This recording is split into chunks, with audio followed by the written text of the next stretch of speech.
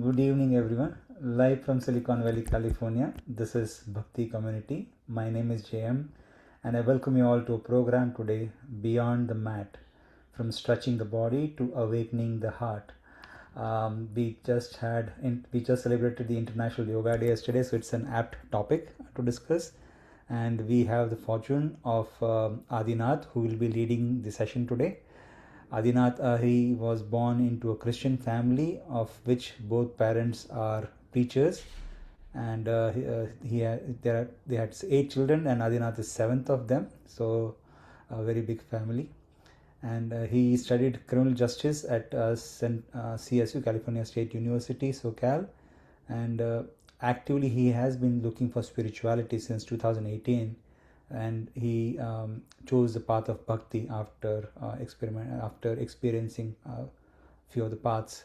He takes pleasure in wisdom text, devotional activities, various types of food cuisines, and undisturbed nature such as ocean and river paths. And currently he is observing monkhood at the monastery here in Mountain View. So we're really glad and happy to have Adinath lead us in our session today. Welcome back, Adinath. Thank you very much, JM. Is the audio there? Yes, perfect. Awesome. I appreciate the introduction and the opportunity to be of service. I welcome also Ishwari, Prema, David, Kina, and iPhone. It's nice to have you all here. The topic for today is Beyond the Mat, from stretching the body to awakening the heart. This one's actually quite relevant for me, and I appreciate that's why I chose this topic. And then there's a sub part to it. I'll read it so we have some context. Yesterday's International Yoga Day was about the mat. Today is about the momentum. While physical yoga opens the doorway, true yoga is about what happens when you step back into the world. This session explores how to carry balance, mindfulness, and inner calm of your practice straight into the demands of a hectic work week. Anyone have hectic work weeks in their lives? Sometimes? Sometimes, yeah. And I wish one of my sincere desires for us within these next 57 minutes or so is for having an interactive session. So at any point, you're welcome to put in chat box, use emojis, or simply unmute yourself. Make this a very casual platform in which we can take something away of value. So feel free to express as you desire. I want to cover at this point a few things just so we know exactly what we're dealing with. The things I mean terms.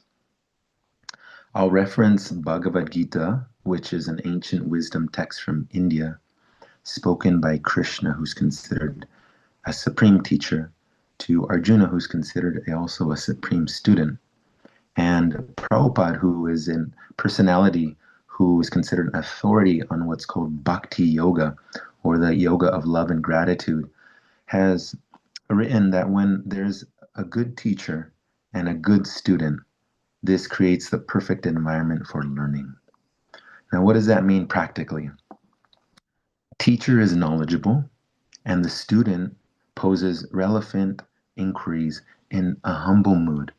It means the student doesn't unnecessarily challenge the teacher, but pays attention quite closely and then articulates well-formed questions and then poses them to the teacher in such a way that the teacher, naturally, their heart will melt because they feel the sincerity of the student, and then will bestow that student with clear understanding. And Prabhupada, he emphasizes this structure or model method of learning. And it largely depends on one word. If anyone can guess, it's called mercy. Now, being a mercy case myself, I have received this in the form of Bhakti Yoga. And this International Yoga Day, I was all about this too. I still am, actually.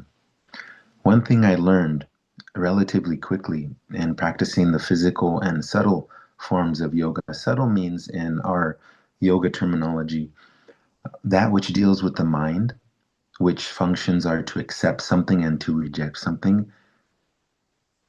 Buddhi means intelligence in Sanskrit. And Buddhi's job generally is to discern favorable and unfavorable things. And then the third subtle aspect of our existence is called ahankara or hankar. Ahankar means that in general, not you all are very saintly souls, but for other people, such as myself, that we are in a conditioned state of existence, not knowing exactly who we are, and therefore not knowing what one's true purpose of life is. Generally, the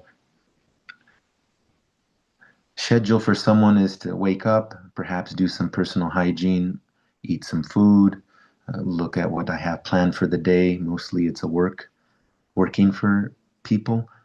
Come back and then probably eat if you have some time and energy for it, sleep, and then rinse and repeat. That's the general following of a typical day. However, what the yoga texts state is that that is important. Simultaneously, we have what's called a spiritual aspect to our existence. And I want to cover, as mentioned by Krishna in the Bhagavad Gita, what this method of Ashtanga yoga is. He gives us, does Krishna, four primary ways of linking to the divine. Yoga comes from the root word yuj, which means connection, addition, or binding, or being yoked to something. That means there's two parts. Yoga means there's two parts in that connection. And he gives what's called karma yoga. It means to work, do an action. Then he gives what's called jnana yoga. This is number 2. Jnana means to become well informed, to have some knowledge about how to advance on different platforms of this life. Then the third broad category of yoga that Krishna mentions in the Bhagavad Gita is called dhyana yoga. Now, this dhyana yoga I want to focus on a little bit, and then I'll get to the fourth, which you all have practiced to some degree. Dhyana yoga, it actually comes from the Sanskrit word dhyayi, this root word dhyayi. It literally means to think, to contemplate, to reflect upon, or to meditate. And if one looks up the etymology of meditate, it comes from the Latin word meditation, which means calm contemplation upon something. Now, the suffix ana, so di and ana, they come together to form a compound word, dhyana. When the ana suffix is added, it means the process of doing something, the very action itself. So this dhyana yoga, it's considered for the mystics. So anyone, you can just give a raise of an emoji or something like that, ever practice the physical form of yoga called asana?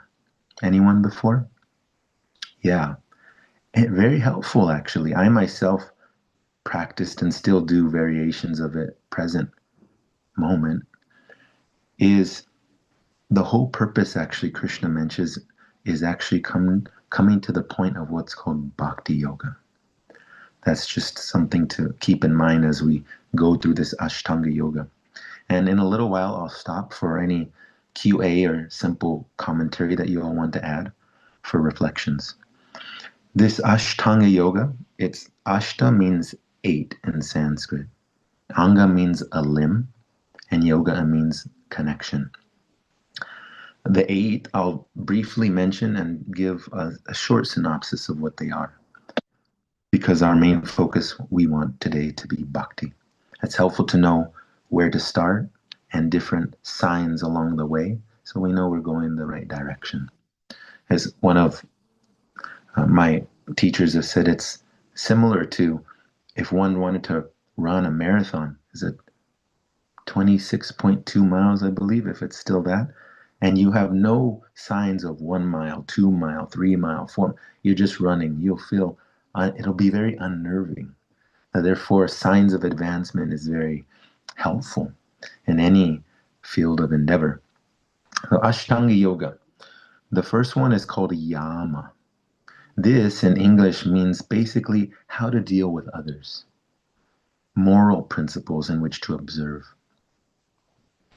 2 is Niyama. It means internal principles in which to observe, such as one's called Shaucham. Shaucham means a state of cleanliness. And in our yoga terminology of bhakti, it means to not only bathe our physical body and so forth, but also to do internal practices that bring about this state of purity. 3 is asana, which probably you all are well aware of. It's modernly accepted broadly as postures. And the direct translation, actually, from Sanskrit is seat. Asana literally means to take a seat. And therefore, the sages have known for a while that, for example, suppose you may have personal experience if you're walking barefoot and you hit your toe on a corner of some bed frame or a desk. How does it feel? It hurts quite a bit, right? In the moment, you're probably thinking, if you're me, there's nothing worse than this. How this toe hurts so bad. In this way, it's very difficult to concentrate on anything else in that particular moment. Therefore, the sages have concluded that there, generally speaking, must be a state of health for every individual. That way they can concentrate on higher subjects, pursue higher goals in life. That's the purpose of asana. Make the body nimble like a cat. You ever see a cat? It's so, you can't even hear it unless it purrs softly. But other than that, they're so nimble and swift. They're everywhere and everywhere without even knowing. 4 is called prana. Prana and ayam is another compound word. Prana refers generally to the breath, and it's a form actually of energy. Ayama means extension or to control, elongate something. Specifically, this means to control our breath or manipulate the breath, which is considered a form of energy. Anyone before practice breath work, just perhaps, for example, there's something called box breathing. The Navy SEALs have used it before, where you breathe in for 4, hold for 4, exhale for 4, hold for 4. In this way, it brings a state of, you can say, serenity that perhaps wasn't there before. And in this way, because in the yoga terms, the mind is very closely or intimately related with breath. For example, I'll give a case anecdote. One time I was driving, I volunteered at a cow shelter in Danville, California, and I was instructed to go pick up a lot of gravel because we were using gravel because what happened is the cows were living mostly in mud and grass, but the rain was so heavy that when the cows would move, step, much of their legs would go into the mud. And my friend and I were concerned that the cow might step in and break their leg if they couldn't get it out, which would be a very unfortunate situation. Therefore, we thought, let's put some gravel and it'll be helpful. As I picked up the gravel, I put all the gravel in the truck, not even knowing that there's a load capacity. Have anyone heard of a load capacity? There's a certain amount of weight that is safe to transport in a vehicle. So I I tell the gentleman, you just put as much gravel as you can in that bed, no problem. So he puts it in there. I go onto the freeway. I make a roundabout, and then all of a sudden, I feel the back end of the truck coming, uh, moving in a kind of weird, not normal. And I'm thinking, okay, this is strange. However, I'll keep going. And what ends up happening because of the load of the truck, the whole tail of the vehicle started to fishtail. Fishtail means just like a fishtail waggles like this in the water. Because of the load, it started to fishtail on the freeway. And then the truck started doing circles, and I was thinking in my mind, oh, I'm about to die here because I felt the truck was going to roll over. Fortunately, it didn't. What did happen was the majority of the gravel spilled all over the freeway. And I came to a screeching halt, turned towards the traffic that was coming my way, and there was just the waves of vehicles waiting for me. And I was thinking, oh my Lord, what did I first, I'm happy I'm alive. The second, I what just happened? And long story short, the CHP come means the California Highway Patrol. They talked to me like I'm fool number one. They said, didn't you know there's a load capacity? What were you thinking? And I was thinking at that time, officer, I wasn't thinking clearly, obviously. And then this called Caltrans, they had to come and clean up all the gravel. And that took some time. Anyways, the point is that there is a sense of practicing this yoga in terms of being controlling the mind and having clear thoughts. The main point of pranayama, coming back to our point, is to lead it into what's called number 5, which is called pratyahara. Pratyahara. Pratyahara actually means that the senses are then actively withdrawn from the objects that they might normally have been given attention to. What it means, for example, now it's popular, it is called doom scrolling, where perhaps it's not a subject that is very meaningful. It's just kind of what they call it passing time. And what eventually happens if one observes yama, niyama, asana, the posture of the seat, pranayama, breath control, it leads to what's called pratyahara. It means that one can actively disengage their mind from things that are not necessarily valuable for one's life. Now, I want to pause as we're about halfway through here for any questions or reflections, simple commentary. Feel free to put it in chat or just unmute yourself and pose it by your own voice. And then I'll go through the rest of these points of Ashtanga Yoga.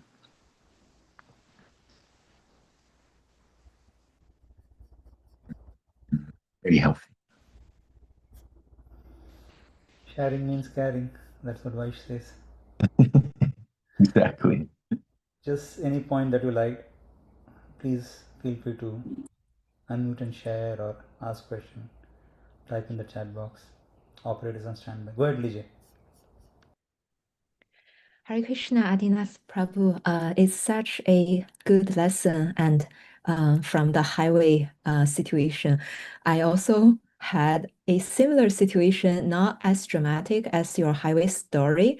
I was doing the cat litter for my cat, and I put all the litter in a plastic bag, and it was very heavy, and my arm literally cannot hold it. So I sort of dragged it downstairs and trying to get it to the trash can. And what I realized later was that the bag got broken. And so I had all the cat litter like for I don't know how, like 200 meters. And I have to literally clean it. And it's not easy. That's what I learned. It's not easy to clean cat litter in a rainy day because that day happens to rain. So I think that is the lesson I learned. You have to give attention to the right thing because I was also feeling like I'm such a fool, but at that moment, it just my mind was somewhere else. But that's another story I would like to share, exactly proving your point. Thank you. I'm not alone. Appreciate it, Lee J. Yes, Kenna had his hand raised, I believe. If that was purposeful, feel free. No, that was on accident. So, Yeah, no problem. Good to hear from you. Phil was curious who picked up the gravel. What happened is there's some people that come in. If you ever seen a vehicle that does the street sweeping, think of it in the same way. But it was a larger vehicle and it took longer time. And also, I got a fee mailed to me. I forget how much, maybe a couple $100 for that. Yes. Lesson learned. I was curious as this was unwounding, what was going through your mind and what did you do about what was going through your mind? At the time, Yeah. the main thought was, as I mentioned, was I feel I'm going to die right now because it was a situation of complete means zero control. I was helpless actually, and I prayed for a little bit. I said, "Dear Lord Krishna." Krishna means that's a beautiful name for the divine in Sanskrit, which means attractive one. I said, "My dear Krishna, please save me." And then, literally seconds after that, is when the screeching halt happened of the vehicle, and everything just kind of froze in time. And I was feeling very grateful. Simultaneously, I was feeling quite uneducated, you can say, to put it in a nice way. Sometimes they say lessons have to be learned the hard way. That was such a case for me. Be very careful now. At any point, you're all welcome to again unmute or put in the chat box. I'll continue to move on to keep the momentum going. Next is 6 is called dharana. Ishwari, Dharana, did you have something to say? I was not yeah. sure if you put your hands up or was it just accident? Maybe not. Okay. Yes, can you, Prabhu? Yeah, yeah. Okay, Did you? no. No, No, okay. I think Okay. I just reacted. Okay, okay. Yeah. Dharana, it actually means once one brings their senses, their mind out of that which is unfavorable, then one is actually able to invest it in something of value. That's what dharana means. It means to actually focus. And we can see thus far that yogis have given in a scientific way how one can progress in this life. The signs: concentrate. Now 7, dhyana. That's what we went over earlier, right? Dhyayi and ana. It means extended concentration or the ability to focus for a longer period of time. If anyone has had this, sometimes in normal terminology, it's called the flow state, where one is so concentrated in their activity, whether it be on the mental platform or physical, whatever, I mean, that time really doesn't seem significant. And this is called in Sanskrit dhyana, where one is having extended concentration and a lot of advancement. I was hoping Denise would be here because I met her over the weekend at we have what's called a kirtan, where we do the chanting of the different mantras, sound vibrations, and she was there, which is great. Anyways, she's an Ayurvedic doctor, so it's always good to have that kind of association. This extended concentration is, according to Ayurveda, is most fruitful during the hours of 10 a.m. to 2 p.m. It states make your best decisions at that time in terms of more of what's going to benefit myself and the world. If we want to do mainly things just for ourselves, early morning hours are considered the best. Just some insight on that according to our sages, specifically about, you can say, an hour and 40 minutes before the sun presents itself to wherever you are. Very good for spiritual activities. 7 is dhyana, extended concentration, and it culminates in what we call 8 samadhi. D is the same root word of dhyai, and sama means everything completely or equally. That one is completely absorbed in whatever they are thinking about. And Prabhupada, who I mentioned earlier, who is an authority on Bhakti Yoga, or the yoga of love and gratitude, he gives in different places, especially the Bhagavad Gita, that there are superior forms of this process of Ashtanga Yoga. What it means is, suppose myself, I love the fruit dates. They're so sweet. And say I'm in complete samadhi with these dates. I'm thinking of nothing else. I'm completely absorbed. Well, my dear friends, Prabhupada, if he was still alive today, would say that's not the purpose of yoga. Is not to be absorbed in dates. But he says in the Bhagavad Gita that the point is actually complete absorption in the supreme or the divine. And this state of existence is called Krishna consciousness. Now, consciousness, as mentioned by Prabhupada and others upon the Bhagavad Gita, it's considered the symptom of the soul proper. Soul proper means that, according to yoga perception, that we are all original spiritual beings. Our natural energy is spiritual. And what animates our body is spiritual energy.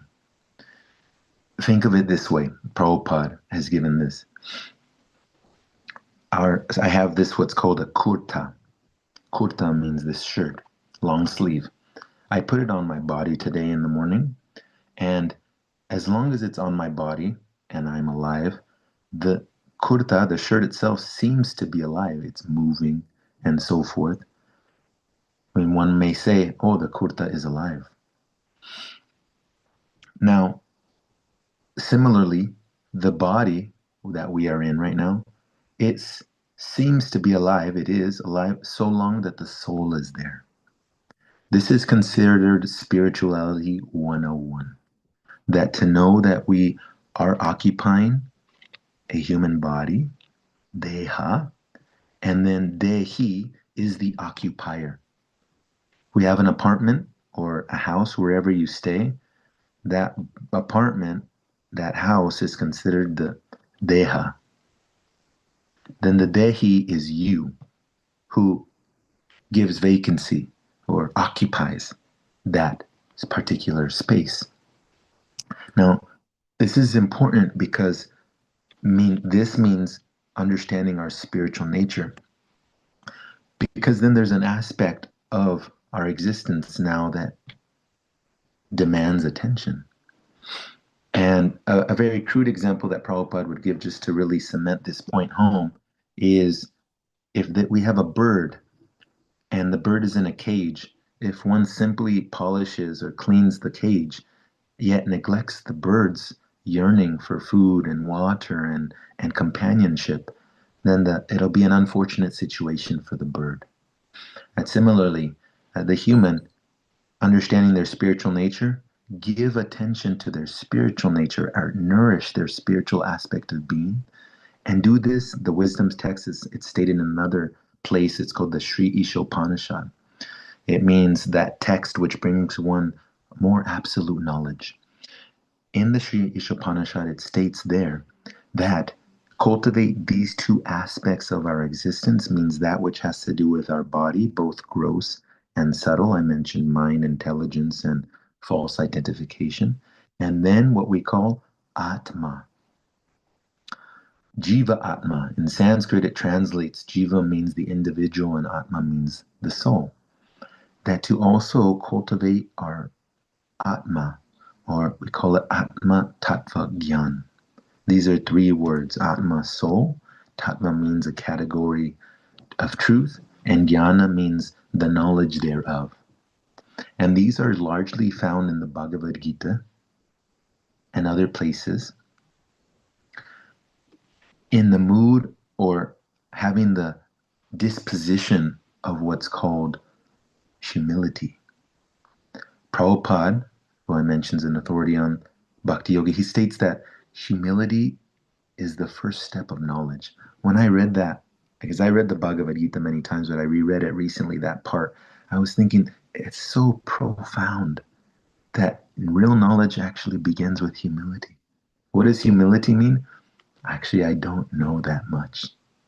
I have very limited knowledge. However, there are others that are much more knowledgeable and are compassionate enough to want to share that knowledge with me in a condensed way. And that's really what the texts are about, and the sages and the teachers who have analyzed them and then compacted them for us, really kind of given it to, you ever heard of giving in a serving food on a silver spoon? It means it's so easy. All I should do is open my mouth and it goes right. That's similarly the first step of receiving that transcendental knowledge through bhakti yoga is simply taking a meek position. I have a lot to learn. And y'all are well aware of our dear Vaish. In his absence, I'm missing him very much. He mentions that in his book, 4 Questions, what is the lesson? Right? This necessitates that there's a certain degree of humility. Oh, okay, I won't play the victim. I will play the student role. And there, every opportunity turns into a lesson, some form of teaching. And that can be very helpful for myself and others. So I want to review real quick this Ashtanga Yoga and then again open it up for questions, and then we'll go back to the rest of what I wanted to cover for us. Ashtanga Yoga, Yama, how do we deal with others? 2, Niyama, how do we deal with ourselves? Asana, sitting posture specifically, get the body nimble so that way when one prepares to sit, can be there for long periods of time. And practice number 4, pranayama. Bring the breath under control to a certain degree where the mind becomes subdued, at least temporarily, and then operate from that platform. 5, pratyahara. Once the mind is relatively subdued, detach it from things that are not favorable or not conducive for spiritual advancement. That's called pratyahara. 6, dharana. Now, with this subdued mind and a detached mind, then focus it somewhere that is conducive for spiritual advancement. 7, dhyana. Now the mind is focused. Flow state. Think flow state. Extended concentration. And then 8, samadhi. Complete absorption in one's topic or chosen field of activity, whatever that might be. That's the Ashtanga Yoga or Dhyana Yoga. Karma Yoga, action. Jnana Yoga, knowledge. Dhyana Yoga, mystic elevation, or using this Ashtanga Yoga system or ladder. And then Bhakti Yoga is which I want to cover a little bit more in detail. Except for now, let's take a short break and open up for any questions or reflections. And the question means something you want to clarify that perhaps you have a doubt about, and reflection means something you heard that you want to reflect back or just reminded you of some experience you had that is relevant to the subject today. Please feel free. I have a question, Prabhu. When it comes to the physical yoga and like chanting and bhakti yoga, is it good to combine them together? Yes, this is actually, it's a great question. This is the act of what Prabhupada, who I mentioned earlier, calls dovetailing. If you heard of dovetailing, it's actually a principle and action in woodworking where there's a male and female part, And when they come together, they interlock and they create a very strong bond. What Krishna and what the authorities mention is that whatever one does that is actually helpful for ourselves and others, do it with a spirit of devotion or do it with a sense of Krishna consciousness. So combining that physical yoga, for example, when I practice, I say, my dear Lord Krishna, you can pray however you want. And my dear Lord Krishna, if you so desire, please help me to practice this. Surya Namaskar means sun salutations. And Shivananda Yoga, it's a set of 12 postures that are meant to bring calm and strength to the system. And then pranayama and rest is what I do. If you so desire, please help me to practice this in such a way that helps me engage in more selfless service. Thank you for considering this request. Hare Krishna. And then in this mood, it's very conducive. Yes, Ken. Thank you. Thank you. Thank you.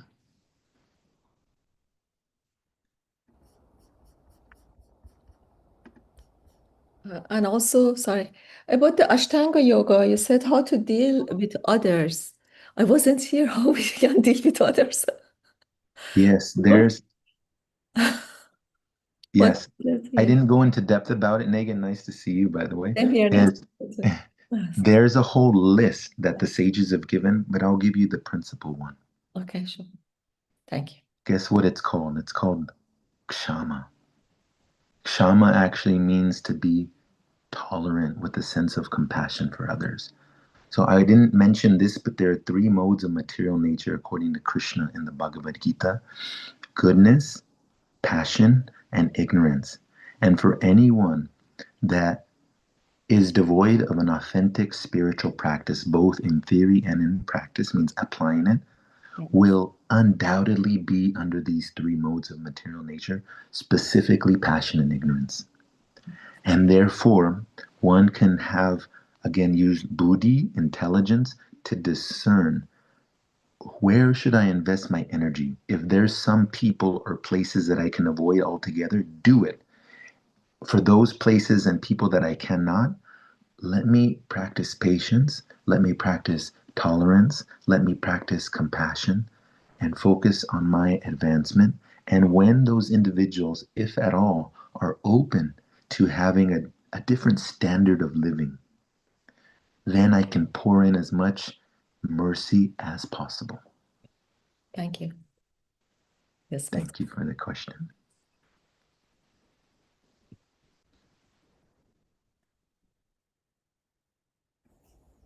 Any other questions, thoughts, comments, reflections?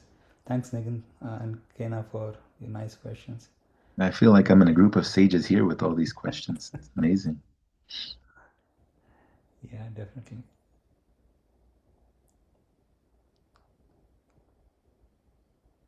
Go ahead, Kena. I have one more question with the yoga and chanting. Because chanting, when I chant just by myself, it gives you it's like a reset. The 16 rounds I try and perform daily. Sometimes I do, sometimes I don't, just because I'm trying to put my life in a certain order. And it really shows you that you're kind of out of order when you think it's something very simple to do, but then it becomes hard sometimes, even though when you do it, you love it. So I was thinking, like, when I do, let's say, a yoga routine and I can go through 16 rounds in that way, is that still conducive to chanting? 16 rounds of physical yoga, you're saying? Yeah, well, I use, instead of breathing and counting breath, I would chant Hare Krishna, Krishna Krishna, Hare Hare, Hare Rama, Rama Rama, Hare Hare. And it seems the perfect amount of time in the posture. Oh yeah, that's great. So, you're really focusing in on the purpose of yoga. That's great, Kenna. Yeah. Okay. And by the way, congratulations on your efforts in chanting 16 rounds. That's a great feat to be accomplished. And yeah, it's very conducive to do that. Actually, in the Surya Namaskar, just to bring it back to your question, is that there are mantras to be chanted at every pause in that sequence. there's 12 sequences to that Surya Namaskar. It means that there's a kind of a pause. And in each one, there's a specific mantra giving salutations or obeisances to the sun. Because the sun, even by modern science, agrees is that if the sun was not there or even out of position, okay, let's not speak of not there, out of position, okay, that means too close, what happens? Burned. Tapasya, burned. And then too far away, what Frozen. happened? Antarctica for everyone, sub-zero, finished, khatam, Right. they say in Hindi.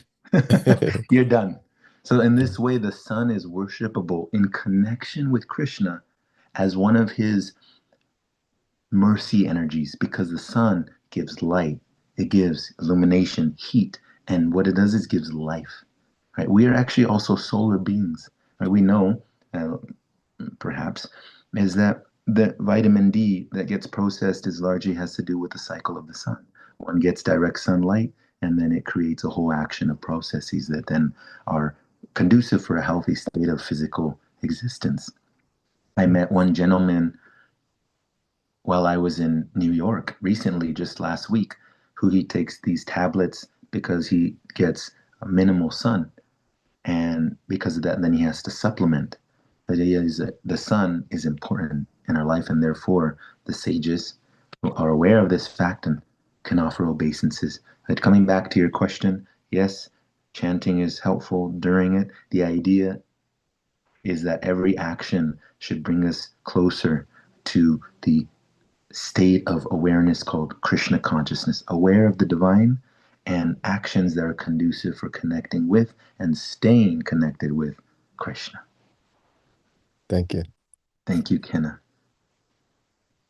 Yeah. Yeah, Hare Krishna, Adinath Prabhu. I actually have a follow-up question on that question. So, you mentioned there are certain activities when you chant and they actually enhance your chanting meditation.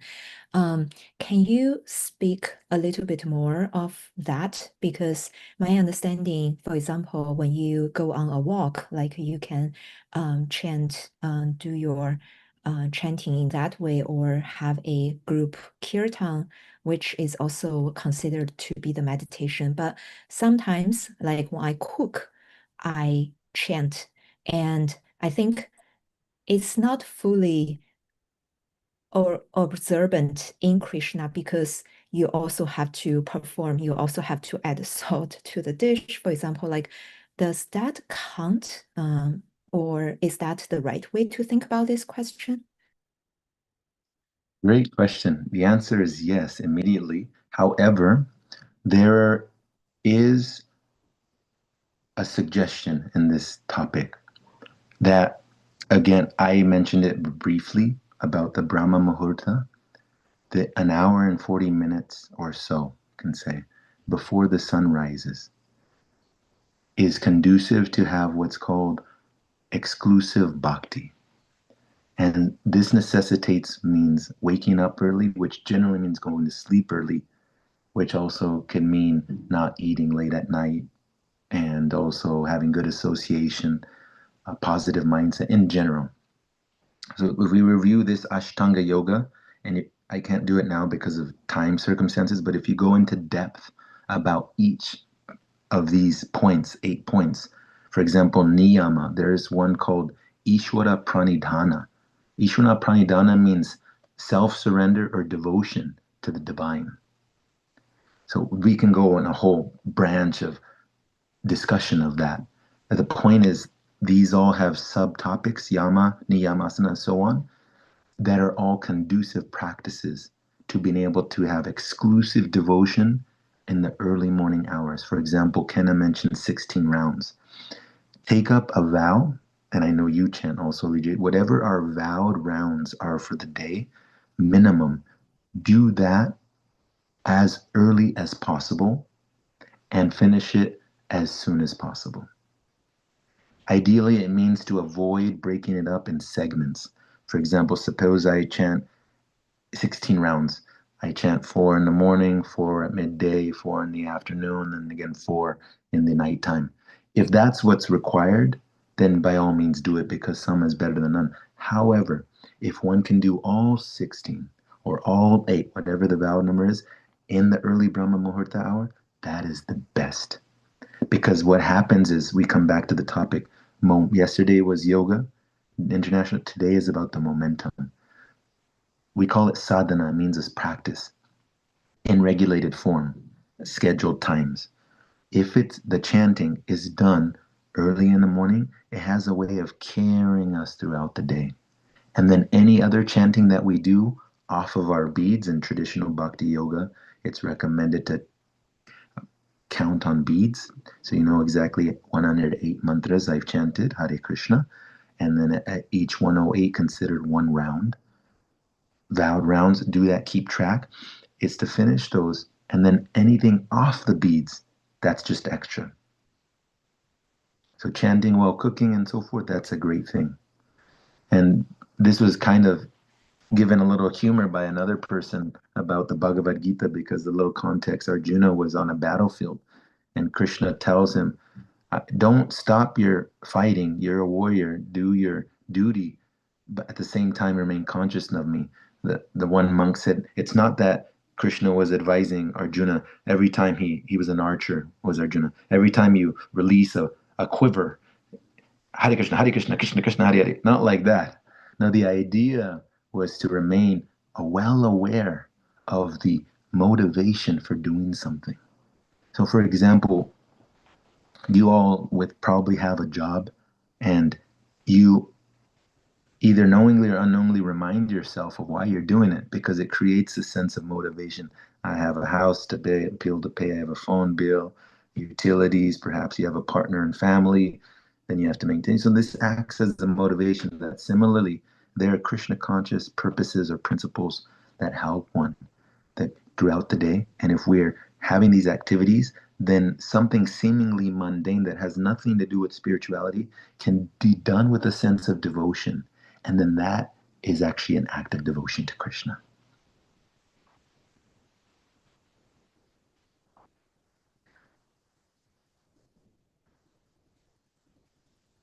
Anyone else before we move on?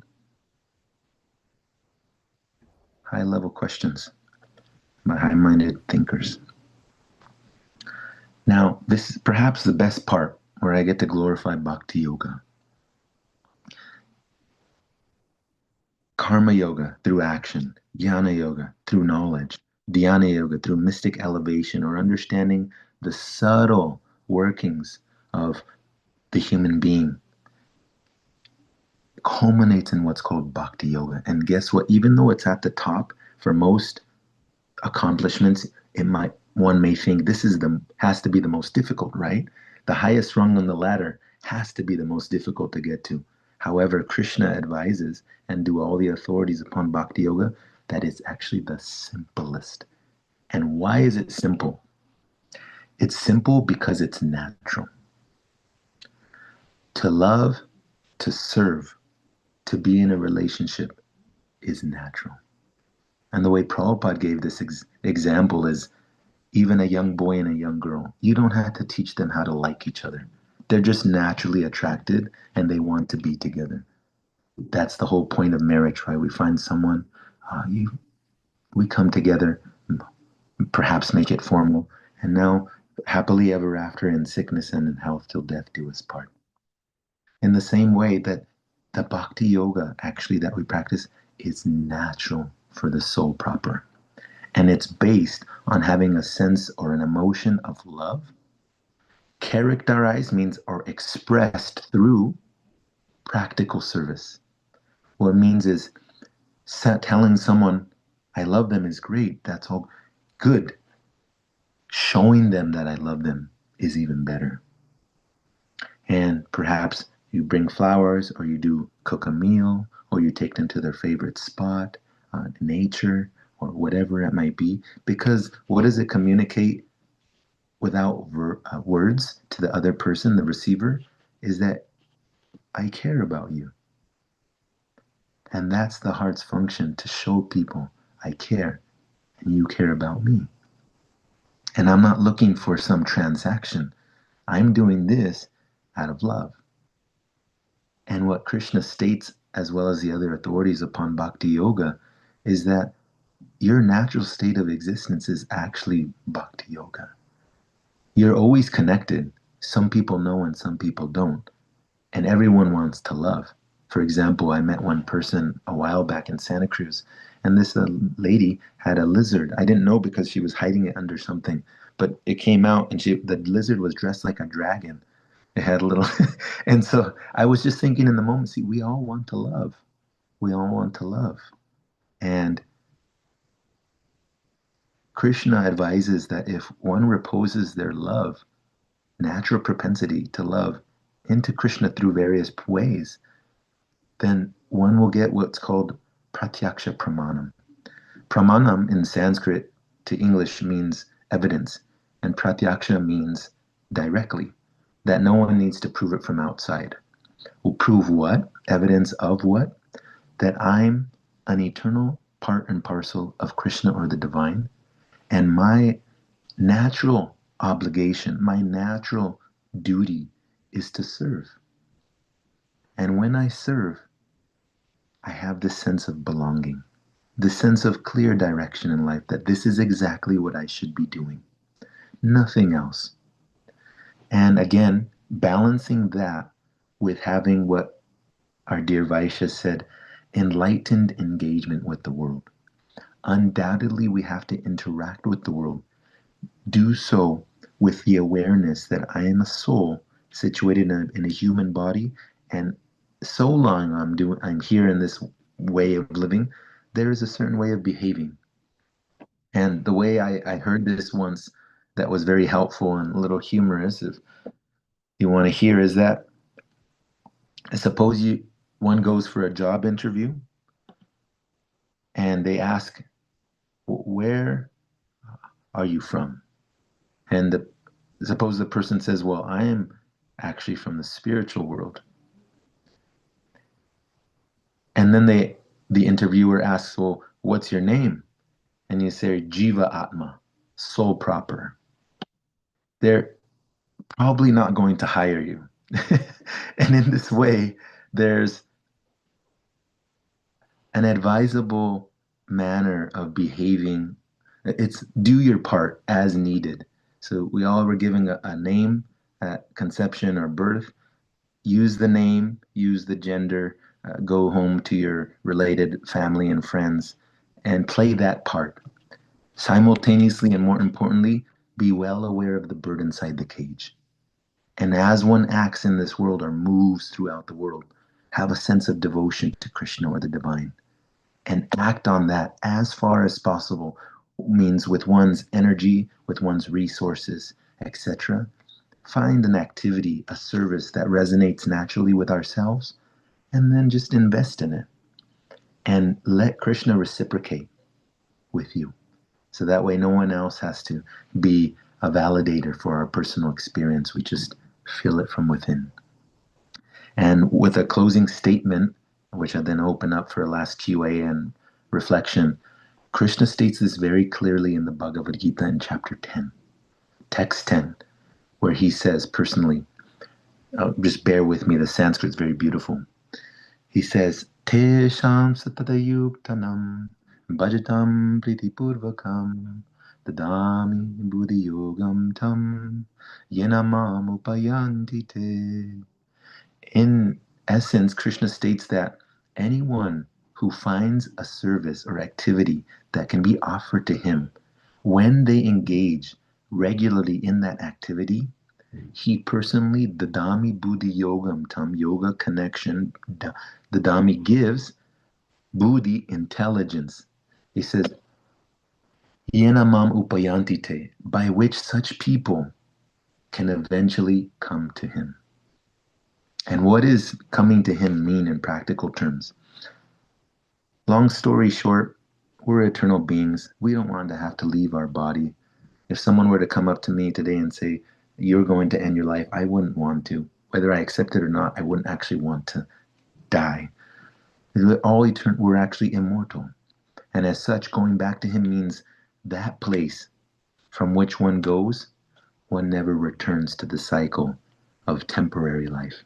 one is re-engaged or reconstituted into their natural position of immortality and enjoys the full blessings of such a position.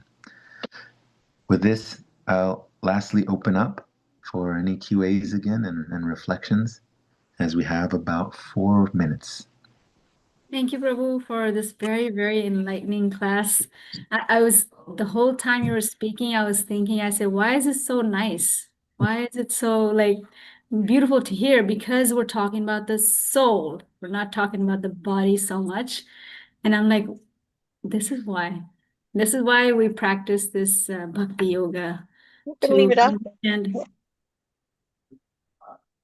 to understand that I'm residing in this body, but I'm not the body, but I do have to keep my relationship with everyone, you know?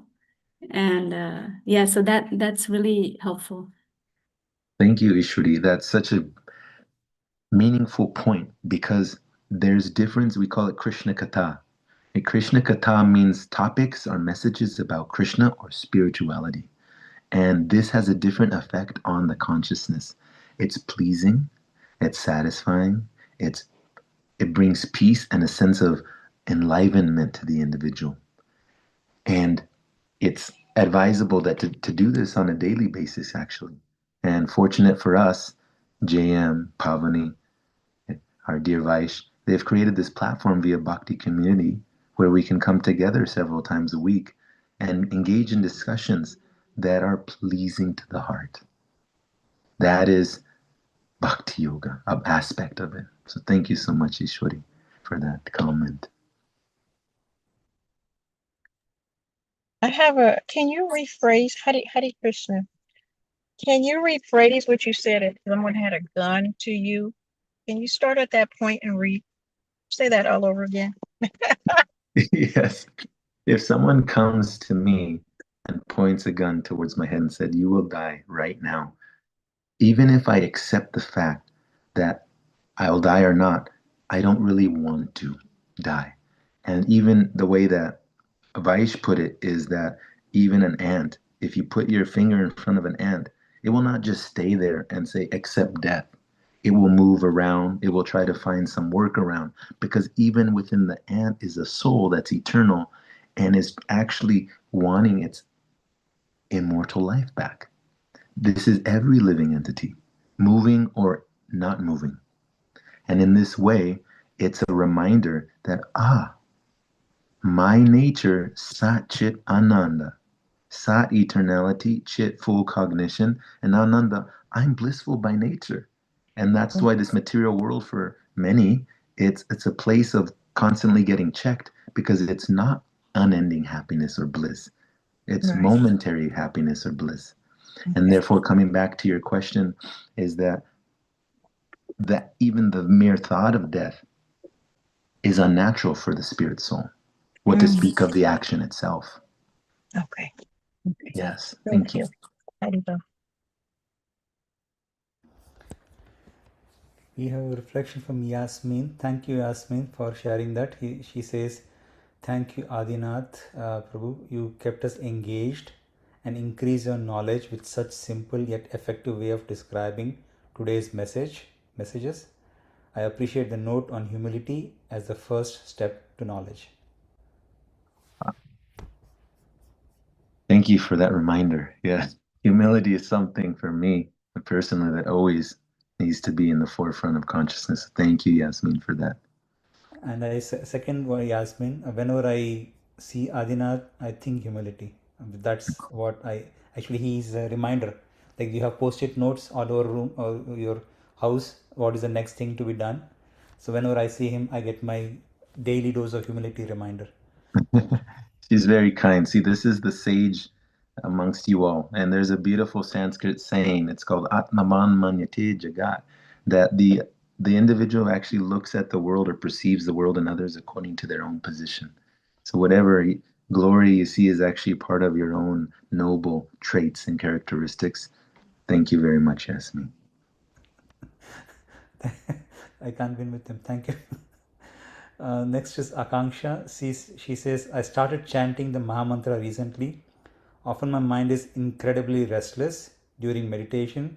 So is it better to forcefully fight those thoughts or just let them pass? What has personally worked for you and others? Great question. First of all, accept that it's normal. 2, start where you are. Have your vowed rounds, a minimum that you do as early in the morning as possible, so that way you're not falling asleep.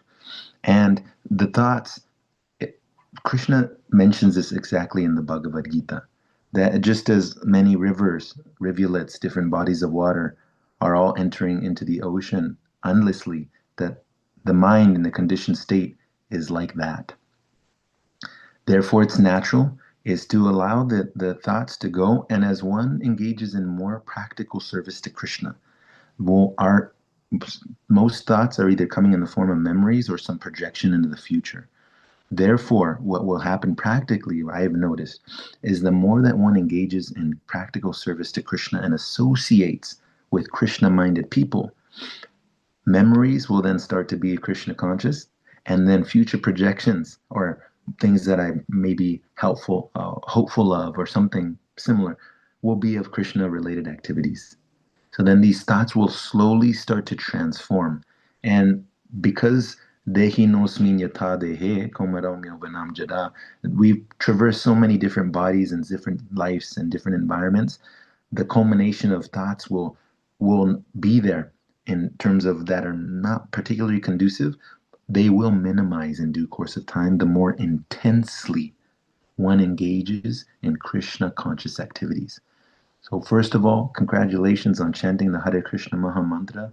Second of all, keep going.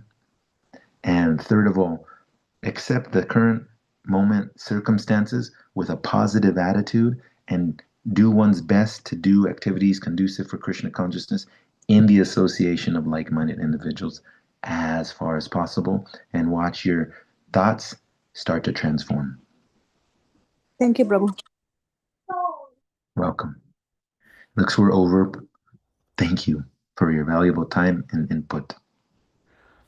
Thank you so much, Adinath. I mean, I was looking forward to this session. Glad to have you back, and how well this was structured, how systematically you took us through. Those are some of them are complex topics actually, but as Yasmin said, you made it simple for us and with very effective analogies so that we can actually stay engaged throughout. And I also want to thank all the participants for joining in, encouraging us to continue, and also participating with very meaningful and thoughtful questions Adinath shared, which was wonderful to hear his answer on. So thank you so much, Adinath. I hope to have you back again, and if you like, we can. He's in around. No, he's back to UK, so I don't know what mountains are there, but we can we can end with a big Haribol if you would like. Haribol. Haribol. Haribol.